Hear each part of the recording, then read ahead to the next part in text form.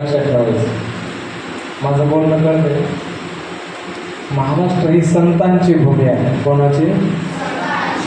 महाराष्ट्रामध्ये प्रत्येक जिल्ह्यामध्ये अनेक संत झालेले आहेत. जसं आळंदीमध्ये कोणते संत झाले? कोणते संत झाले? ज्ञानेश्वर. आणि विदर्भामध्ये कोणते संत झाले? अजून भरपूर झाले. म्हणून आपण भाग्यवान आहोत की आपल्याला संतांची परंपरा लाभलेली आहे. एक थोर मोठ्यांचं वाक्य आहे, थोर पुरुष होऊन गेले चरित्रे त्यांची पहा जरा. आपण लहानाचे मोठे होत असतो. मोठं होत असताना आपण संतांचे चरित्र वाचले पाहिजे. आपल्याला जवळच प्रज्ञाचक्षू गुलाबराव महाराज त्यांचं मंदिर काय जवळ आहे आपल्यापासून. कोण कोण गेलेले दर्शनाला गुलाबराव महाराजांच्या? एवढेच. भक्तिधामला कोण कोण गेलेले? आता कळलं. सर्वजण आपण गेलेलो आहोत. गुलाबराव महाराज हे ज्ञानोबांच्या कन्या आहेत. कोण आहे? ज्ञानेश्वर महाराजांच्या कन्या आहेत. म्हणजेच काय, मुलगी म्हणायची स्वतः. एवढं ज्ञानेश्वर महाराजांवर प्रेम होतं.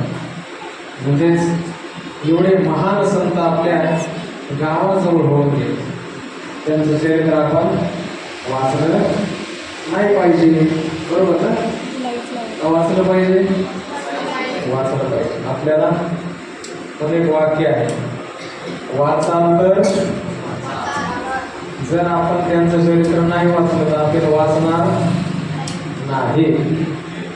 म्हणून हरिपाठ असेल, भगवद्गीतेचे श्लोक हे आपण पाठ केले पाहिजे. ते म्हणतात का पाठ केले पाहिजे? काय कारण आहे? त्याचं कारण फार मोठं आहे. ज्याला वाटतं आपली मेमरी चांगली चालत, मेमरी कोणाला आहे? मेंदू आहे ना सर्वांना. कुठं असतो मेंदू? काहींचा गुडघ्यात असतो, काहींचा कुठं असतो? इथं ना. ध्यानात ठेवायचं. घरी गेल्यावर सांगायचं मेंदू कुठं असतो? इथं असतो. इथं वर हात लावा. ज्याला वाटतं आपला मेमरी फास्ट झाली पाहिजे, आपली चांगली स्मरणशक्ती झाली पाहिजे, चांगल्या मोठ्या पोस्टवर आपण गेलो पाहिजे, चांगली नोकरी लागली पाहिजे, चांगला अभ्यास झाला पाहिजे, त्याकरता फार सोपा मार्ग सांगितला. तर सगळ्यात महत्त्वाचं काय असेल तर भगवद्गीतेचे श्लोक आहे. भगवद्गीता कोणी कोणाला सांगितले? कोण सांगते? वा, तुम्हाला होता येत नाही? येतं ना? हां. भगवान श्रीकृष्णाने अर्जुनाला सांगितले. काय सांगितले? आपला धर्मग्रंथ कोणता आहे? कोणता आहे? कॉपी करायचे, खोटं बोलायचं. शाबास, वा. धर्मग्रंथ कोणता आहे? भगवद्गीता. नाहीतर मग घरी गेल्यानंतर आई वडील विचारतील काय शिकले तुम्ही? म्हणणार ना गुरुजीने काय शिकवलं, सांगता आलं पाहिजे. धर्मग्रंथ कोणता आहे आपला? भगवद्गीता. त्या भगवद्गीतेमध्ये 25,000 श्लोक आहेत. किती? किती? वा, अरे हुशार झाले तुम्ही. आणि 19 अध्याय आहेत. किती? हां, चुकलं माझं. 18 अध्याय. किती श्लोक? किती आहेत? 700 श्लोक आहेत. ते 18 अध्यायामध्ये 3 अध्याय महत्त्वाचे आहेत. कोणते कोणते? 15वा, 12वा आणि 9वा. म्हणून हे 15, 12 आणि 9 हे जे 3 अध्याय आहेत ते आपले पाठच झाले पाहिजे. कसे? आता आपली मेमरी कोरी आहे. कोऱ्या पाठीवर लिहिता, कोऱ्या वहीवर लिहिता येतं का नाही? जर वही भरलेली असेल त्याच्यावर लिहिता येतं का? नाही लिहिता येत. आता तुमच्या सगळ्या पाट्या कोऱ्या आहेत, आमच्या अर्ध्या भरलेल्या, अर्ध्या कोऱ्या. चांगले महाराज कोरे होते. कसे होते? चांगले महाराज माहिती आहेत ना? नाही भाई, नंतर सांगतो मला. मोठी गोष्ट आहे. म्हणजे आता तुमच्या पाठी सगळे कोरे आहे. तसा नवीन मोबाईल घेतला तर त्याच्यामध्ये कोणतंच ॲप नसतं, बरोबर ना. आपण सगळे प्ले स्टोअरमध्ये जाऊन डाउनलोड करतो, मग मोबाईल आपला भरून जातो. तसं आपलं शरीर म्हणजे एक मोबाईल आहे, याच्यामध्ये चांगले चांगले ॲप डाउनलोड करायचे. पहिला आहे हरिपाठ.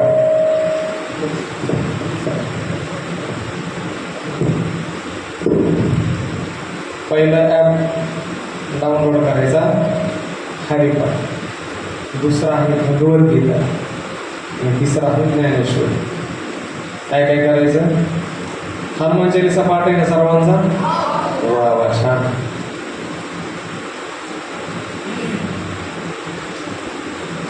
ज्याला वाटतं आपली स्मरणशक्ती वाढली पाहिजे, बुद्धी एकदम सुपर झाली पाहिजे, बुद्धिवंत विद्यार्थी असतात. हुशार कोणाला आवडतं? कोणालाच नाही. बरं, वेड कोणाला आवडतं? कोणालाच नाही. वा, छान. त्याच्याकरता उपाय सांगितला की हनुमान चालीसा दररोज म्हणायची असते. आपण जेवतो का नाही दररोज? कोण कोण जेवत नाही? सगळे जेवण करतात. तसं दररोज आपण मंदिरात येऊन दररोज हनुमान चालीसा म्हटली पाहिजे. हरिपाठ असेल. आता जेवढे आपण अध्याय शिकलो ना, शिबिर संपलं का पुन्हा ते उघडायचं, परत कधी म्हणायचं नाही, दररोज म्हटलं पाहिजे. नाहीतर विसरून जाईल ना. मग एवढं तुम्हाला 10 दिवस शिकवलं ते विसरलं नाही पाहिजे. दररोज त्याचं रिव्हिजन द्यायचं. दररोज महाराजांनी आपल्याला जे जे शिकवलं आणि दररोज नित्याने ते म्हणायचं. त्याचा परिणाम आपल्या बुद्धीवर होत असतो. आणि जिथं डोक्यानं जो हुशार असतो ना, तुम्हाला एक गोष्ट सांगतो की एकदा भारतामध्ये एक फार मोठी कंपनी होती, बरं का. त्या कंपनीमध्ये भरपूर मोठमोठ्या मशिनी होत्या. मोठ्याल्या मशिनी. एकदा काय त्याच्यात बिघाड झाला, एक मोठी मशीन बंद पडली. काय झालं? बंद पडली मशीन. सगळे मेकॅनिकल बोलवले भारतातले, तरी मशीन चालू होत नव्हती. जर्मनीमध्ये तिथलचा जो इंजिनियर होता तो गेला. तो म्हटलं आमची भारतातली कंपनी बंद पडली आणि ती चालू झाली पाहिजे. तिथून एक मेकॅनिकल बोलवला. कुठं? भारतामध्ये. तो कंपनीमध्ये गेला. आतमध्ये त्यांनी पाहिले सगळ्या मशीन. बिघाड कुठं झाला आहे?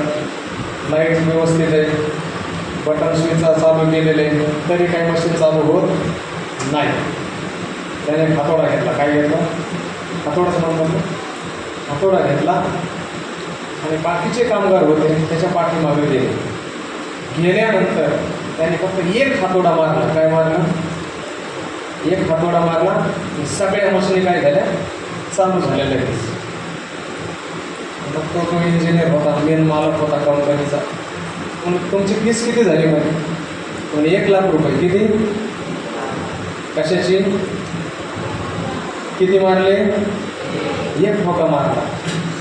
बाकीचे जे कामगार होते म्हणजे वेडे का साहेब, आम्ही नसता मारला का हातोडा लगेच मशीन चालू झाली असती. म्हणजे आम्ही 50,000 केलं असतं काम. ते म्हणजे वेडे आहेत तुम्ही. काय? मला 50,000 ठोक्याचे आणि 50,000 कशाचे? डोक्याचे. 50,000 कशाचे घेतले? ठोका मारायचे. ठोका कुठं मारायचा याची किती? 50,000. हुशार कोण आहे मग? ठोका मारणारा का डोक्याने मारणारा? म्हणून काय हुशार झालं पाहिजे. ज्ञान पाहिजे का नाही आपल्याला? त्याकरता काय आपण शिबिरात दररोज आलं पाहिजे. कोण कोण आहे तुझं दररोज? सगळे? वा वा. पण पुढच्या वर्षी संख्या अजून वाढली पाहिजे. गाव मोठं आहे ना आपलं? किती मोठं आहे? भरपूर विद्यार्थी आहेत ना. सर्वांना आवर्जून सांगायचं परत येते वेळेस. म्हणून ह्या शिबिरामध्ये आपण आल्यानंतर भगवद्गीतेचे श्लोक असेल, हरिपाठ, हनुमान चालीसा दररोज आपण म्हटलं पाहिजे. सगळ्यात शक्ती कशात आहे माहिती का? प्रार्थने. म्हणजे देवाला काय आवडतं? प्रार्थना केली का देवाला आवडतं, लवकर प्रसन्न होतो. कोणाला कोणाला वाटते मला देव भेटला पाहिजे, कोणाला कोणाला वाटते. मला शिबिरात एकाने प्रश्न विचारला बरं का, तुम्हाला देव भेटला का? मी काय उत्तर दिलं माहिती का? मला भेटलाय हे तुला मी सांगू शकत नाही. का? तर मला जो अनुभव आला तुम्हाला पटणार आहे का? नाही. जसं आता मी एखादा आंबा खाल्ला, आंबा कसा असतो? आंबट. पिकल्यावर कसा असतो? गोड असतो. मग आंबा खाल्ल्यानंतर गोड लागला. गोड म्हणजे कसा सांगता येईल? गोड म्हणजे काय? गोड मीन्स काय सांगता येईल? तुम्ही काय म्हणणार? गोड म्हणजे खाऊन बघा. साखर कशी? कडू. साखर कशी? गोड आहे. खाल्ली साखर ज्याने खाल्ली त्याला काय येतं? सांगता येतं गोड आहे. पण गोड म्हणजे काय? खाऊन पाहावी लागेल. तसं देव भेटला का नाही त्याचा त्याला अनुभव निश्चित येत असतो. म्हणून जर आपल्याला वाटत असेल आपल्याला हनुमंतरायाने मारुतीने दर्शन दिलं पाहिजे, दररोज हनुमान चालीसा म्हटला पाहिजे. कोण कोण म्हणणार आता दररोज? दररोज म्हणताना शिबिर संपल्यानंतर कोण कोण म्हणतं दररोज? वा वा, छान, धन्यवाद तुम्हाला. पंढरपूरला कोण कोण गेलेले?